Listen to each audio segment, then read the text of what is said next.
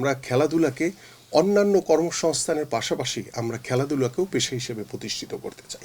প্রত্যেকটি খেলোয়াড় খেলা ছেড়ে দেওয়ার পরে তাদের যে স্থায়ীভাবে কর্মসংস্থান সেটির একটি পরিকল্পনা রয়েছে আমাদের।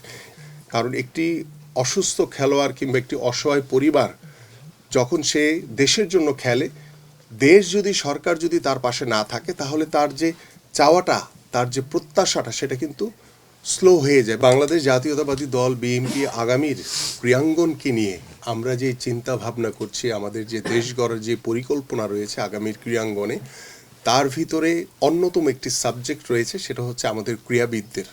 কারণ ক্রীড়াবিদরা দেখা যায় যে খেলা চলাকালীন সময় তাদের অনেক বেশি কদর থাকে, কিন্তু খেলা ছেড়ে দেওয়ার পরে তারা একটি হতাশার ভিতরে পড়ে যায়, হতাশাগ্রস্ত হয়ে যায়। কারণ প্রত্যেকটি খেলোয়াড় কিন্তু জাতীয় দলে খেলার সেই সামর্থ্য বা সেই সুযোগ তাদের থাকে না।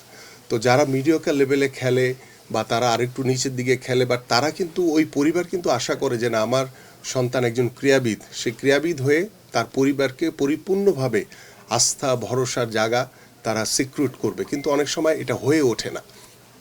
তা আমাদের যেটি পরিকল্পনা রয়েছে যে খেলা ছেড়ে দেওয়ার পরেও আমাদের ক্রীড়াবিদদের হতাশ হওয়ার কোনো কারণ নেই। কারণ আগামীর দেশ গড়ার পরিকল্পনা নিয়ে বাংলাদেশ জাতীয়তাবাদী দল বিএনপি প্রত্যেকটি খেলোয়াড় খেলা ছেড়ে দেওয়ার পরে তাদের যে স্থায়ীভাবে কর্মসংস্থান সেটির একটি পরিকল্পনা রয়েছে আমাদের।